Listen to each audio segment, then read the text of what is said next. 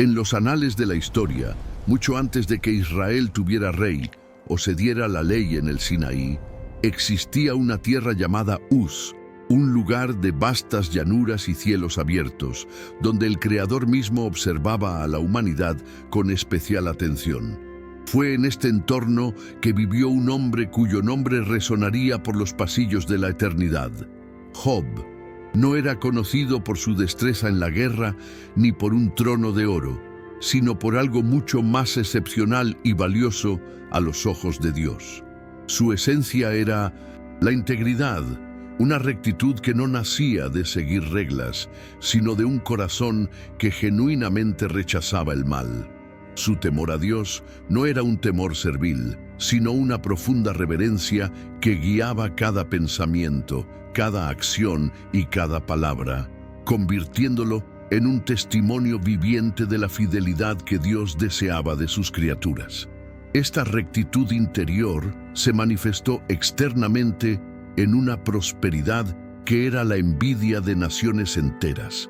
Las bendiciones de Dios sobre Job eran visibles, tangibles, una prueba material del pacto silencioso entre el cielo y la tierra. 7,000 ovejas cubrían sus pastos como nubes blancas, y 3,000 camellos formaban caravanas que eran la columna vertebral del comercio oriental.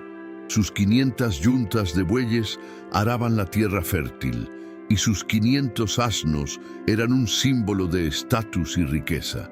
Todo esto, combinado con una vasta familia, lo estableció como el hombre más poderoso e influyente de todo Oriente. Su riqueza no era un fin en sí misma, sino el resultado natural de una vida vivida en armonía con el soberano del universo, una prueba indiscutible de que la obediencia y la bendición iban de la mano. En el centro de su mundo, más preciados que todo su ganado y su oro, estaban sus 10 hijos, 7 jóvenes y 3 jovencitas, quienes fueron la corona de su vejez. El hogar de Job era un lugar de alegría constante, donde la comunión familiar se celebraba con banquetes que se sucedían en un ciclo continuo de hospitalidad.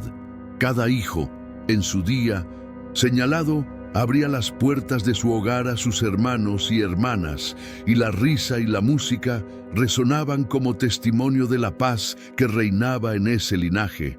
Para un observador externo, era la imagen de la perfección terrenal, una familia unida por la prosperidad y el afecto, viviendo en un estado de gracia aparentemente inquebrantable, un pequeño reino de felicidad en el corazón de Uz, bendecido por Dios y admirado por los hombres. Sin embargo, la vigilancia de Job se extendía más allá del bienestar material de sus hijos. Comprendió que la verdadera amenaza no provenía de los ladrones ni de la sequía, sino del silencio traicionero del corazón humano. En cuanto terminó la temporada festiva, antes siquiera de que el sol rozara el horizonte, Job ya se ponía de pie, impulsado por una santa preocupación. Iba a su altar privado, no para pedir más bendiciones, sino para interceder. Por cada uno de sus 10 hijos ofrecía un holocausto, un sacrificio de expiación. Quizás mis hijos han pecado, pensó, y han maldecido a Dios en sus corazones. Este era el ritual secreto de un padre cuyo amor trascendía la vida terrenal, un guardián espiritual que se interponía en la brecha por su hogar, demostrando una fe inquebrantable. Pero mientras la vida de Job transcurría en un ritmo de paz y devoción en la tierra, una escena de naturaleza distinta se desarrollaba en el reino celestial, lejos de los ojos mortales. En un día señalado, los hijos de Dios, los seres angelicales que sirven como sus mensajeros y gobernadores cósmicos, vinieron a presentarse ante el trono del Señor. La atmósfera era de pura santidad y reverencia, una sinfonía de luz y adoración. Y en medio de ellos, moviéndose con una sombría confianza que contrastaba con la pureza del lugar, también venía Satanás, El acusador no había venido a adorar, sino a inspeccionar, a cuestionar, a encontrar una falla en la perfecta creación de Dios, trayendo consigo el eco de sus viajes por la tierra, un observador cínico de la condición humana. Fue la voz de Dios mismo la que rompió el solemne silencio, dirigiéndose directamente al acusador. ¿De dónde vienes?, preguntó el Señor, una pregunta que contenía la omnisciencia de todas las cosas, y después de que Satanás respondiera que venía de recorrer la tierra, Dios presentó a su siervo como un desafío al escepticismo del enemigo. ¿Te has fijado en mi siervo Job? No hay otro como él en la tierra, intachable y recto, temeroso de Dios y apartado del mal. Había orgullo divino en estas palabras. Pero Satanás, con la astucia de quien solo entiende el interés propio, replicó de inmediato: ¿acaso Job teme a Dios de balde? ¿No has cercado con seto a su alrededor, a su casa y a todo lo que posee? La acusación estaba hecha. La fe de Job no era genuina. Era simplemente la respuesta lógica de un hombre que nunca había conocido la verdadera privación. La apuesta se colocó en el centro del universo, una pregunta que trascendía a Job y tocaba la esencia misma de la adoración. Satanás entonces especificó su desafío con precisión quirúrgica. Extiende tu mano, te ruego, y toca todo lo que tiene, y te maldecirá en tu misma cara. Un silencio denso llenó la corte celestial. No estaba en juego la soberanía divina, sino la integridad humana.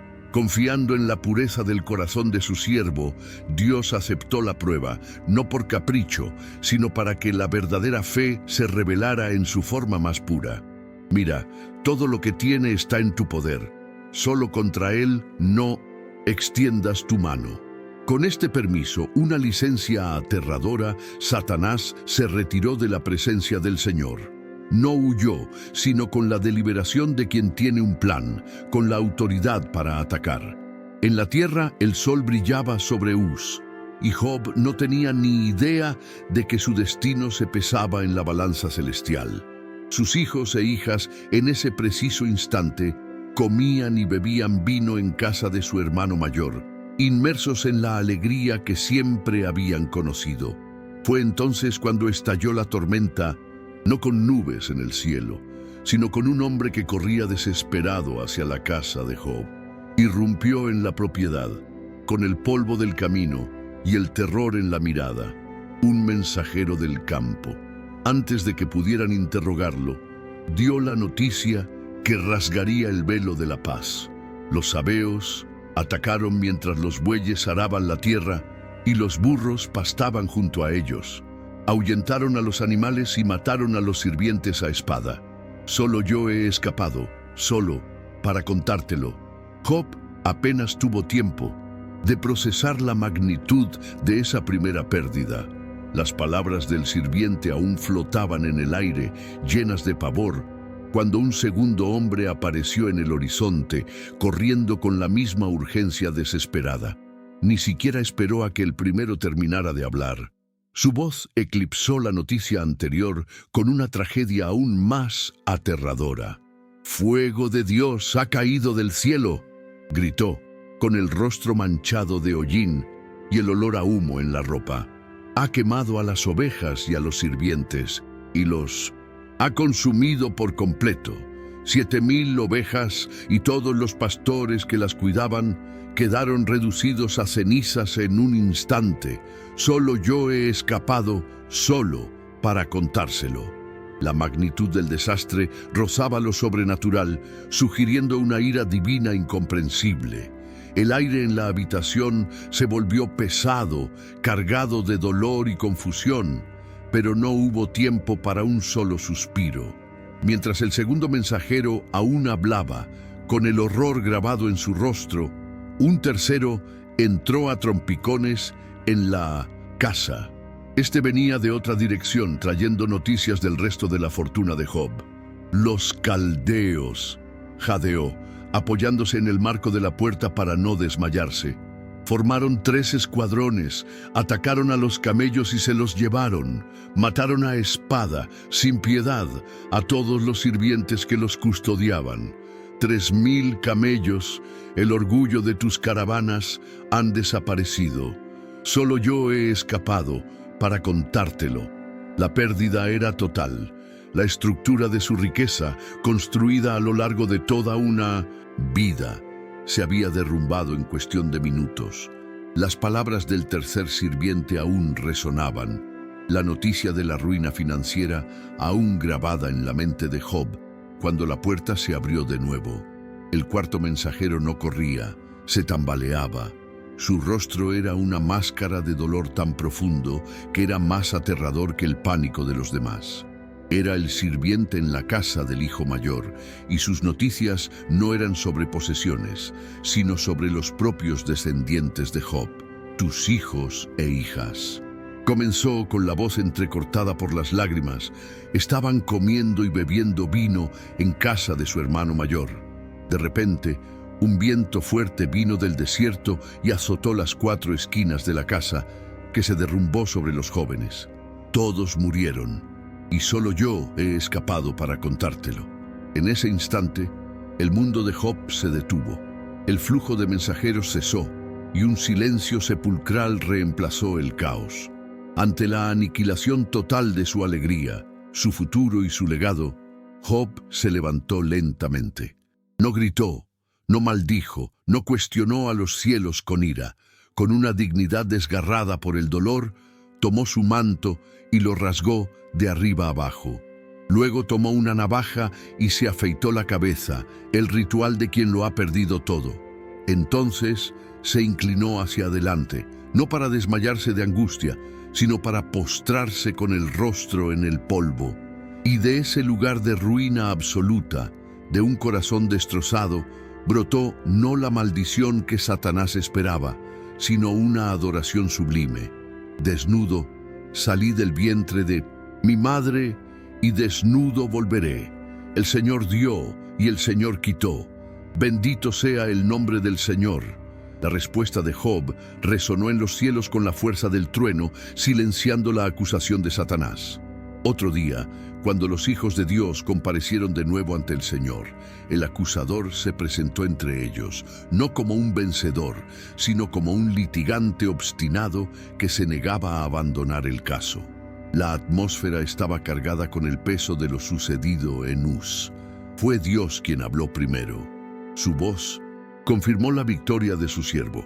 ¿Has considerado a mi siervo Job?, preguntó a Satanás. Aún conserva su integridad, incluso después de todo esto, y tú me has incitado contra él para destruirlo sin justa causa por tanto sufrimiento. El honor de Job fue proclamado en la Corte Suprema del Universo. Su fidelidad brilló como una estrella en la oscuridad. Derrotado pero no convencido, Satanás reveló la profundidad de su cinismo. No podía negar los hechos, así que cambió la premisa de su acusación. Piel por piel, respondió con desdén, invocando un proverbio que sugería que un hombre sacrifica voluntariamente lo externo para salvarse. Todo lo que un hombre tiene, lo dará para salvar su propia vida. La prueba aún no ha sido lo suficientemente profunda como para quebrantar su egoísmo. Su fría mirada se fijó en el trono mientras presentaba su súplica. Pero extiende tu mano ahora y toca su hueso y su carne y te maldecirá en tu propia cara. El desafío ahora era íntimo, cruel, y tenía como objetivo quebrantar el espíritu de Job a través de la agonía de su propio cuerpo. La cuestión de la naturaleza de la fe humana pendía de un hilo una vez más. El Señor, cuyo conocimiento penetra todas las intenciones, conocía el resultado de la prueba, pero permitió que se desarrollara para que la verdad se estableciera para siempre. Miró al acusador y estableció los términos de la nueva prueba. Muy bien, está en tus manos, declaró la voz soberana, pero perdónale la vida. Se le concedió la autoridad, pero con un límite infranqueable. La agonía podía llevar a Job al límite de su resistencia, pero no se permitiría que la muerte lo reclamara. Satisfecho con la concesión, Satanás se apartó una vez más de la presencia divina, llevando consigo el poder de desatar un dolor que ningún hombre debería soportar jamás. La transición del permiso celestial a la realidad terrenal fue instantánea y brutal. La mano del adversario tocó a Job, y una terrible plaga se desató en todo su cuerpo. Llagas malignas, tumores dolorosos y pústulas inflamadas brotaron en su piel, desde la planta de los pies hasta la coronilla, sin dejar ni un centímetro de su cuerpo libre de dolor. La enfermedad lo consumía con una picazón incesante y un dolor abrasador que penetraba hasta los huesos. Él, que había sido el hombre más rico de Oriente, era ahora una figura deforme y repulsiva. Expulsado de la compañía de los hombres por su sufrimiento, fue al montón de cenizas fuera de la ciudad, el lugar de los rechazados, y allí se sentó, como un rey en un trono de desolación y miseria. Allí, entre las cenizas, el tiempo perdió su sentido, medido solo por las oleadas de dolor que recorrían su cuerpo. La picazón era una tortura enloquecedora, un fuego bajo la piel que no le daba paz. En un intento desesperado por encontrar alivio, Job tomó un trozo de cerámica, un pedazo de un jarrón roto, y comenzó a raspar las heridas que cubrían su piel. El acto era tanto una necesidad física como un símbolo de su condición. Un hombre antaño perfecto, ahora reducido a usar un fragmento de su vida anterior para lidiar con su nueva y aterradora realidad. Cada rasguño era un recordatorio de su absoluta degradación, un ritual solitario realizado bajo la mirada silenciosa de un cielo que no ofrecía respuestas, mientras su mente luchaba por no ahogarse en el mar de la agonía. Fue en este estado de abyecta miseria que su esposa se acercó a él. Ella, que también había llorado la pérdida de 10 hijos y la destrucción de su hogar, ya no veía en su esposo el pilar de fe que había sido. Solo veía a un hombre testarudo, aferrado a una integridad que, a sus ojos, solo le traía más sufrimiento. Su propio dolor se había convertido en amargura, y ya no podía soportar el espectáculo de la piedad de Job. Con la voz cargada de desesperación y agotamiento, lo confrontó. ¿Aún te aferras a tu integridad? La pregunta era una acusación. Maldice a Dios y muere. Era la voz de la tentación final, una invitación a abandonar la lucha, a elegir el fin por encima de la fe, haciendo eco de la propia apuesta del acusador. Job alzó el rostro, con la mirada hundida y llena de dolor, encontrándose con la de su esposa. No había en ellos la ira de un hombre herido, sino la tristeza de un maestro que escucha a su discípulo pronunciar una palabra insensata. Su voz, aunque ronca por el sufrimiento, era firme y llena de la autoridad de su convicción inquebrantable. «Hablas como una necia», reprendió, «no con crueldad, sino con la claridad de quien se niega a ceder a la locura de la desesperación». Entonces formuló la pregunta que silenciaría a generaciones de interrogadores. «¿Recibiremos de Dios el bien y no el mal?». Con esa sola frase, reafirmó su sumisión a la soberanía de un Dios que no entendía, pero en quien aún confiaba. En medio de toda esta agonía, Job no pecó con los labios, manteniéndose firme contra la tormenta interior y exterior.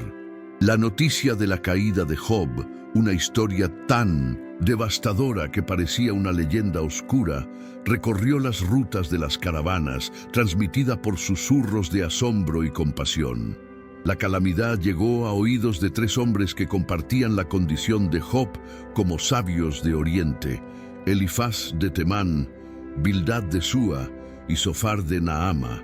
Eran sus amigos, compañeros de largas conversaciones sobre los caminos de Dios y del hombre. Al enterarse de que un desastre de tal magnitud le había acontecido, acordaron dejar sus hogares y ocupaciones para emprender un viaje de compasión. Su propósito era noble y sincero: ir a Job, acompañarlo en su dolor y ofrecerle el consuelo que solo la verdadera amistad podía brindar. Cuando los tres amigos finalmente llegaron a su destino, lo buscaron, pero al principio no pudieron encontrarlo. El hombre sentado en el montón de ceniza, cubierto de heridas y polvo, era una figura tan desolada que apenas lo reconocieron. Este no podía ser Job, el príncipe de Uz, el más recto de los hombres. Pero al acercarse, la terrible verdad los golpeó. Este era, de hecho, el amigo al que habían venido a consolar. Al ver la profundidad de su degradación, un gemido colectivo y gutural escapó de sus labios.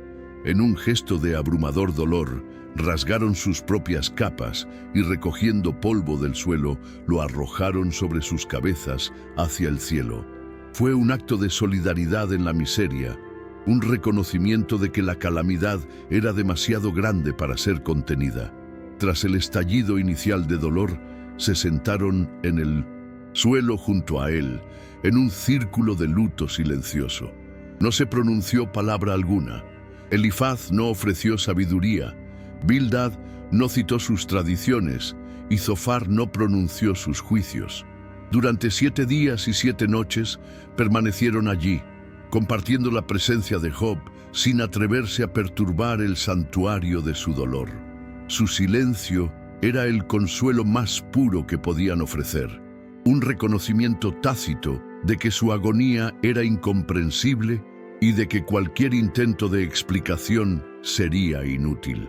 En ese pesado silencio, eran verdaderos amigos, unidos a él en el polvo y la perplejidad, dando testimonio de un sufrimiento que desafiaba toda lógica humana y teológica que conocían. Al final del 7º día, el dique de dolor que Job albergaba finalmente se rompió. La quietud fue quebrantada no por una palabra de esperanza, sino por un lamento que parecía surgir de las profundidades de la tierra. Job abrió la boca y maldijo el día en que nació. Perezca el día en que nací, y la noche en que se dijo, «Un hombre es concebido», exclamó, con su voz como un eco de pura angustia. Maldijo no a Dios, sino a su propia existencia, deseando que la luz de ese día se convirtiera en oscuridad y que nunca hubiera salido del vientre de su madre para presenciar tanta miseria. Era el grito de un hombre llevado al límite de su resistencia humana, un hombre cuya fe le impedía blasfemar, pero cuyo dolor exigía una salida. El lamento de Job, tan visceral y sombrío, cambió el ambiente entre sus amigos. El silencio compasivo dio paso a la necesidad de imponer un orden teológico al caos. Elifaz, el temanita, el mayor y quizás el más sabio de ellos, se sintió obligado a responder. Con cautelosa gentileza comenzó su discurso, que se convertiría en el primero de muchos golpes verbales. «Si intentamos hablarte, quizás te molestes», comenzó, antes de presentar la piedra angular de su argumento. Insistió en que el universo moral de Dios era simple y directo. Los justos prosperan y los malvados sufren. «Recuerden», dijo, «¿quién fue el inocente que pereció? ¿Dónde fueron destruidos los rectos?». La implicación era clara y terrible. El sufrimiento de Job debía ser, de alguna manera, el resultado de un pecado oculto. La teoría de Elifaz fue la escapatoria por la que entraron los otros 2 amigos con sus propias certezas. Bildad, el sujita, hombre apegado a la tradición, reforzó su argumento citando la sabiduría de los antepasados, sugiriendo que Dios nunca pervierte la justicia. Cruelmente, insinuó que la muerte de los hijos de Job fue consecuencia directa de su pecado. Zofar, el namatita, fue aún más brutal e impaciente. Se burló de las palabras de Job, calificándolas de vanas, y declaró que la sabiduría de Dios era insondable. En su opinión, Job estaba siendo tratado con misericordia y su sufrimiento era, de hecho, mucho menor de lo que merecían sus pecados ocultos. Los consoladores se habían convertido en un tribunal y su veredicto unánime fue culpable. Rodeado de miles de acusaciones, Job se encontraba en un aislamiento aún más profundo. Su dolor físico se veía amplificado por la agonía espiritual de ser juzgado por sus amigos y aparentemente abandonado por su Dios. Con la energía de la desesperación, defendió su integridad. No eran las palabras de un hombre orgulloso, sino el clamor de un alma aferrada a la única verdad que le quedaba. «Me aferro a mi justicia y no la soltaré», declaró. Se sentía blanco de las flechas de Dios, perseguido sin causa, y su mayor angustia era el silencio divino. «Oh, si supiera dónde encontrarte», clamó al cielo, deseando más que nada una audiencia con el Creador para poder presentar su caso y comprender por qué lo trataban como a un enemigo. Los discursos de los amigos se agotaban en su propia lógica circular, pero la angustia de Job lo llevó a un lugar inalcanzable para su sabiduría. En medio de uno de sus lamentos más profundos, una chispa de revelación divina iluminó su alma oscura. Su perspectiva se elevó por encima de su cuerpo en descomposición y sus esperanzas terrenales destrozadas. Con una convicción que conmocionó a sus oyentes y resonó en la eternidad, hizo su declaración más poderosa. «Porque yo sé que mi Redentor vive», resonó su voz con una certeza sobrenatural, «y al fin se levantará sobre el polvo. Aun después de deshecha mi piel, en mi carne veré a Dios». Fue un destello profético, un ancla de esperanza proyectada más allá del velo de la muerte, que afirmó su fe en una vindicación final. Tras esta declaración, las palabras de los hombres perdieron todo sentido. El debate teológico cesó, dejando un vacío de expectación en el aire. Fue entonces cuando la respuesta que Job anhelaba empezó a manifestarse, no en una tranquila audiencia judicial, sino de una manera que aplastaría todo orgullo y argumento humano. El cielo sobre Uz empezó a oscurecerse, y un viento empezó a soplar desde el desierto, no como una brisa común, sino con una fuerza y un sonido que parecían distorsionar la realidad misma. El viento se intensificó, formando un poderoso torbellino que descendió sobre ellos, un embudo de polvo y poder que conectó la tierra con el cielo. Y desde dentro de esa tormenta abrumadora resonó una voz, la voz del Creador, que vino no a responder las preguntas de Job, sino a formular las suyas.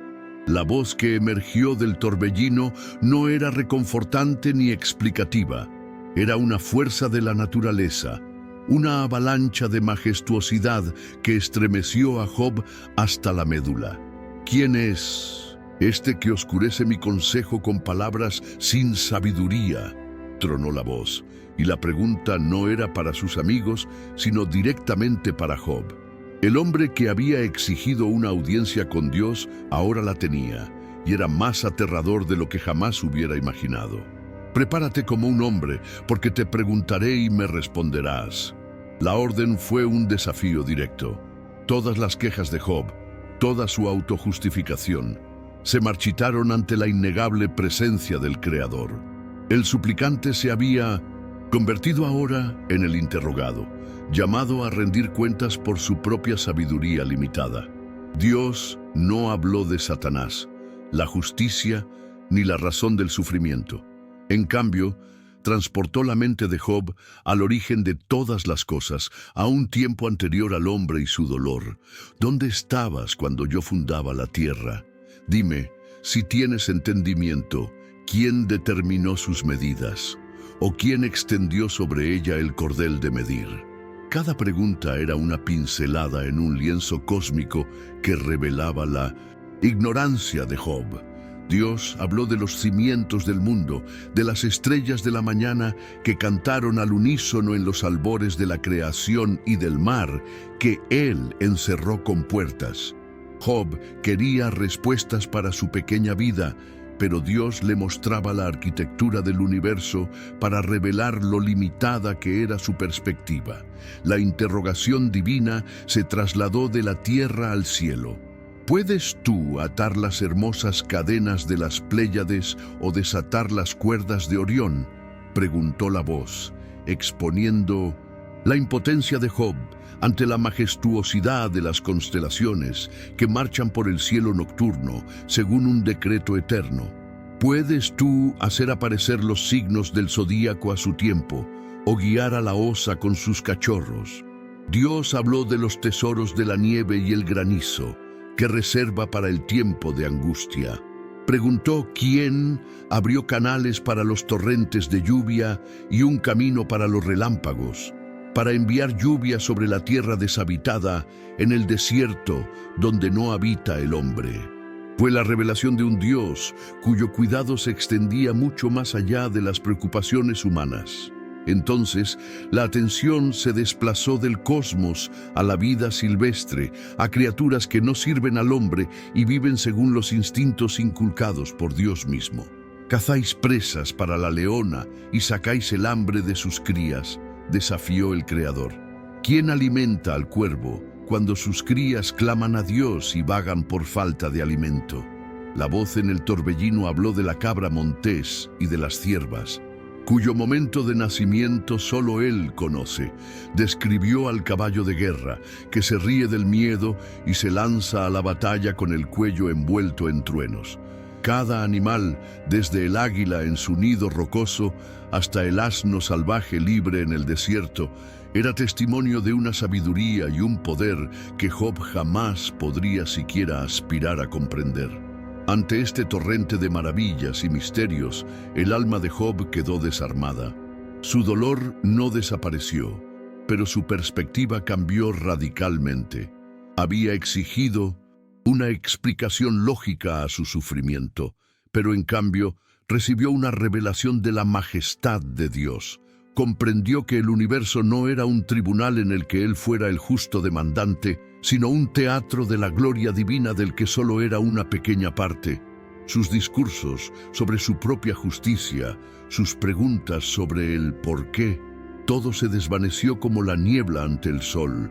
La sabiduría de Dios, manifestada en la creación, era la única respuesta necesaria. No necesitaba comprender el plan, necesitaba conocer al planificador, y ahora lo conocía de una manera abrumadora y transformadora. Con el torbellino aún arremolinándose a su alrededor, Job finalmente respondió, pero su voz ya no era de desafío ni cuestionamiento, sino de completa sumisión. Reconozco que todo lo puedes, y que ningún propósito tuyo puede ser frustrado, dijo con un susurro de rendición. He hablado de cosas que no entendía, cosas demasiado maravillosas para mí, que desconocía. Hizo una pausa, abrumado por la enormidad de su anterior presunción. Entonces, con lágrimas de reverencia y arrepentimiento, hizo su confesión final, la declaración que redefinió su fe para siempre. Te conocía de oídas, pero ahora mis ojos te ven. Por eso me aborrezco y me arrepiento en polvo y ceniza. Con el torbellino aún arremolinándose a su alrededor, Job finalmente respondió, pero su voz ya no era de desafío ni cuestionamiento, sino de completa sumisión. Reconozco que todo lo puedes y que ningún propósito tuyo puede ser frustrado, dijo con un susurro de rendición. He hablado de cosas que no entendía, cosas demasiado maravillosas para mí, que desconocía. Hizo una pausa, abrumado por la enormidad de su anterior presunción. Entonces, con lágrimas de reverencia y arrepentimiento, hizo su confesión final, la declaración que redefinió su fe para siempre. Te conocía de oídas, pero ahora mis ojos te ven. Por eso me aborrezco y me arrepiento en polvo y ceniza. La reprensión divina fue seguida por una instrucción que selló la humillación de sus amigos y la exaltación de Job. Tomen ahora 7 toros y 7 carneros, ordenó el Señor. Vayan a mi siervo Job y ofrezcan holocaustos por ustedes. La penitencia requerida era grande, un sacrificio digno de príncipes, lo que demostraba la gravedad de su error. Pero la parte más dura del mandato estaba aún por llegar.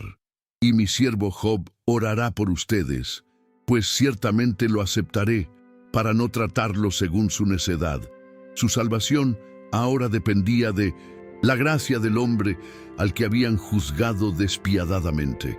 Tendrían que pedir la intercesión de aquel a quien habían acusado de ser un pecador oculto, en una inversión total de roles que les enseñaría la verdadera naturaleza de la misericordia.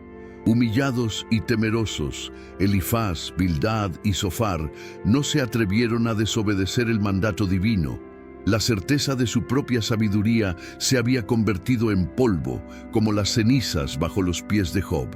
Partieron e hicieron exactamente lo que el Señor les había ordenado, reuniendo los 14 animales para el gran sacrificio. Regresaron a Job, ya no con aires de jueces, sino con la postura de acusados que buscan misericordia. Se acercaron al hombre al que habían atormentado con sus palabras y en un acto de total sumisión le pidieron al sufriente que se convirtiera en su mediador. La escena fue un poderoso sermón silencioso sobre el peligro de juzgar los caminos de Dios con la mente humana, una lección aprendida a través del miedo y la humillación. Job miró a sus amigos, hombres que le habían clavado espinas en el alma, y los vio no como enemigos, sino como hermanos, quebrantados como él. En su corazón, purificado por el fuego de la prueba y la presencia de Dios, ya no había lugar para la amargura. Aceptó el sacrificio y, como un sacerdote ungido por el dolor, oró por ellos, intercediendo para que Dios perdonara su insensatez. Y en ese mismo instante, al fluir el perdón de sus labios, el rumbo de su destino comenzó a cambiar. Las Escrituras registran que el Señor cambió la suerte de Job mientras oraba por sus amigos. El acto final de liberación de Job no fue recibir, sino dar. No ser justificado, sino justificar a otros por la gracia. La bendición de Dios comenzó a fluir sobre Job como un río que restaura la tierra seca. Primero llegó la sanación física. Su piel, antes un mapa de dolor y heridas, se volvió suave y sana, y la fuerza regresó a sus extremidades. Se levantó del montón de cenizas, ya no como un espectro del sufrimiento, sino como un hombre renovado. Entonces comenzó la restauración social. Sus hermanos, sus hermanas y todos los que lo habían conocido antes, quienes podrían haberlo evitado en su desgracia, acudieron a él, comieron pan en su casa, lamentaron con él su antiguo dolor y se regocijaron en su nueva esperanza. Cada uno le dio una moneda y un anillo de oro, gestos que simbolizaron su regreso a la comunidad y el comienzo de su nueva fortuna. Pero la bendición material que siguió fue una demostración inequívoca de la generosidad soberana de Dios. El Señor no solo le devolvió a Job lo que había perdido, sino que lo bendijo doblemente. Los pastos de Uz volvieron a rebosar de vida, pero a una escala aún mayor que antes. Donde antes había 7,000 ovejas, ahora pastaban 14,000. Los 3,000 camellos que formaban sus caravanas fueron reemplazados por 6,000. Las 500 yuntas de bueyes que araban sus campos se convirtieron en 1,000, y los 500 asnos en 1,000. La riqueza de Job fue restaurada a tal grado que su prosperidad final superó con creces su gloria anterior, un testimonio visible para todas las naciones del poder de Dios para redimir y exaltar a los humildes. Más precioso que toda la plata, el oro y el ganado, fue la restauración de su familia. El Señor le concedió de nuevo la alegría de la paternidad, dándole 10 hijos más, como antes, 7 varones y 3 mujeres. El silencio de la casa de Job, que durante tanto tiempo había sido una tumba de recuerdos dolorosos, fue roto por el llanto de los recién nacidos y más tarde por la risa de los niños. Esto no fue un reemplazo, pues el duelo por sus primeros hijos ciertamente permanecía en un rincón sagrado de su corazón, pero fue un regalo de nueva vida, una promesa de futuro y la sanación de la herida más profunda de su alma. Dios, en efecto, estaba restaurando su alegría y llenando sus años de un nuevo propósito. Las 3 nuevas hijas de Job fueron una corona especial en su vejez. Sus nombres quedaron grabados como un monumento a su belleza y gracia. A la primera la llamó Jemima, a la segunda Sesia y a la tercera Keren Hapuk. Y la fama de su belleza se extendió, pues en toda esa tierra no había mujeres tan hermosas como las hijas de Job. Pero su bendición no fue meramente externa. En un acto que reflejó su corazón transformado, Job les dio una herencia entre sus hermanos, algo que iba en contra de las costumbres de la época. Este gesto demostró a un hombre que ya no vivía según tradiciones rígidas, sino según la generosidad de un Dios al que ahora veía cara a cara, un Dios que honra y eleva a todos, sin importar su posición. Tras su restauración, la vida de Job se prolongó hasta convertirse en un otoño largo y sereno. Vivió 140 años más, suficientes para que los recuerdos del dolor se convirtieran en lecciones lejanas en lugar de heridas abiertas. Sus días ya no estuvieron marcados por pruebas ni calamidades, sino por la paz de quienes han visto el rostro de Dios y han sobrevivido. La bendición más visible de su longevidad fue ver florecer a sus descendientes.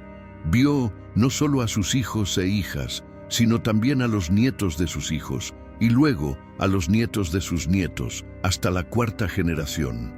Cada nuevo rostro en su familia era un testimonio vivo de la fidelidad de un Dios que restaura lo roto y multiplica lo sembrado con lágrimas.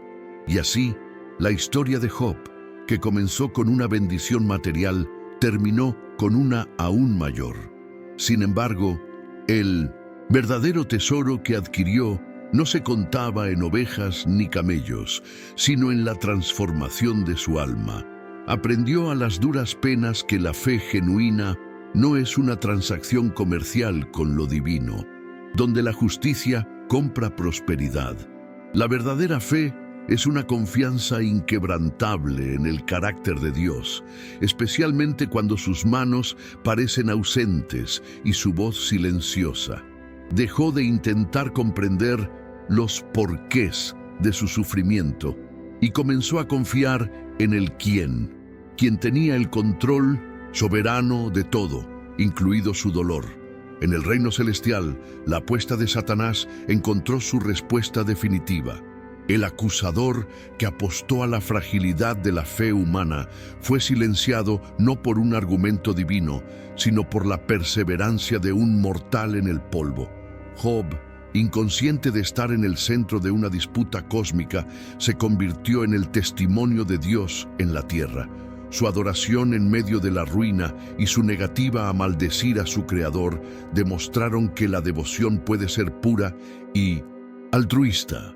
La integridad de un solo hombre sirvió como una poderosa refutación de la calumnia de que toda la humanidad sirve a Dios solo por interés propio, reivindicando la confianza que el Creador mismo depositó en él y en su creación. La historia de Job, sin embargo, no termina con una fórmula que explique el sufrimiento. El velo que oculta la causa de cada tragedia permanece. Dios nunca le explicó a Job la conversación con Satanás ni el motivo de su prueba. Y esta es quizás la lección más profunda de todas. La narración no se escribió para satisfacer nuestra curiosidad intelectual, sino para moldear nuestra respuesta espiritual al dolor.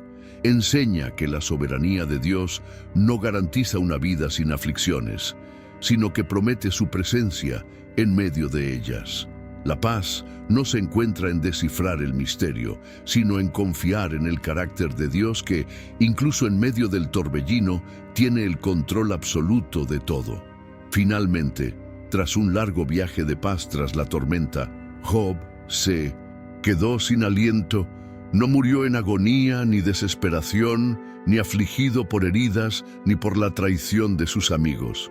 Murió en su vejez, un hombre satisfecho, rodeado de su posteridad y honor. La muerte le llegó como una sierva gentil, llamándolo a su descanso final.